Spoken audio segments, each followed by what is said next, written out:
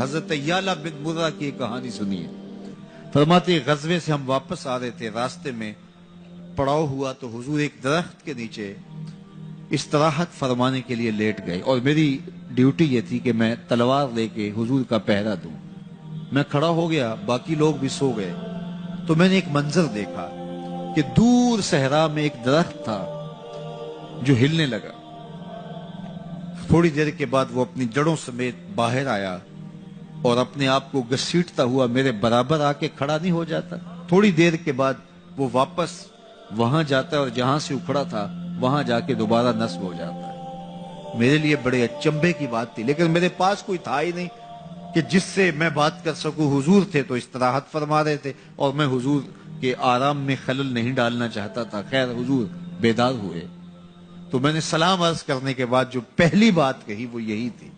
میں نے کہا حضور وہ جو سامنے درخت ہے تھوڑی دیر پہلے وہ اپنی جگہ سے اکھڑا تھا، شاخوں کے بل اپنے آپ کو گھسیٹتا ہوا یہاں پہنچا، پھر میرے برابر آ کے کھڑا ہو گیا، پھر تھوڑی دیر کے بعد واپس وہاں جا کے نصب ہو گیا۔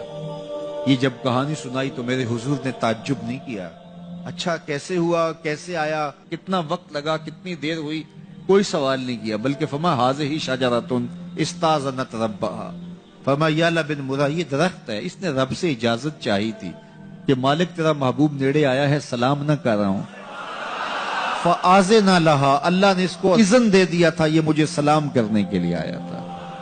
درختوں کے کلیجے بھی تڑپتے ہیں کہ حضور کو سلام کیا جائے۔ وہ کہانی تو آپ نہیں بھول سکتے جب ایک اعرابی نے کہا کہ حضور میں آپ کو نبی تب مانوں گا اگر وہ درخت آپ کی نبوت کی گواہی دے گا، آپ اگر اس کو بلائیں گے۔ تو میرے حضور فرماتے ہیں میں نے کیا بلانا، جا کے تو ہی کہہ دے تجھے اللہ کا رسول بلا رہا ہے۔ درخت اپنے آپ کو گھسیٹتا ہوا حضور علیہ السلام کی خدمت میں حاضر ہو جاتا ہے۔ درخت مان رہے ہیں، چاند کا کلیجہ شک ہو رہا ہے، پتھر کلمے بول رہے ہیں، حضور کے عشق میں کائنات کے ایک ایک ذرے کا دل دھڑک رہا ہے۔ وہ کیا کسی نے کہا تھا زمین جل رہی ہے، آسمان جل رہا ہے، محبت میں سارا جہاں جل رہا ہے۔ پوری کائنات حضور کی آتش محبت میں جل رہی ہے اور حضور کے وصل کے لیے تڑپ رہی ہے۔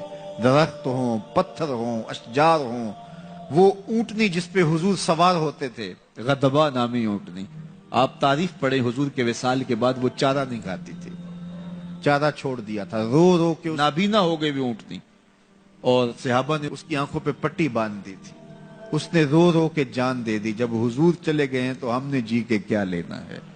آپ نے محبت کی لوگ داستانیں سنی ہوں گی، محبوں نے محبوبوں کے لیے کیا کچھ کیا، نہریں کھودی، تکلیفیں سہی، اذیتوں سے گزرے، سولیوں پہ چڑھ گئے، لیکن آپ نے آج تک ایسا منظر نہیں دیکھا ہوگا کہ محبوب نے لب پھینکا ہو اور محب نے اپنے ہاتھوں پہ لے کے چہرے پہ مل لیا ہو۔ محبوب کے وضو کے پانی کو زمین پہ نہیں گرنے دیتے۔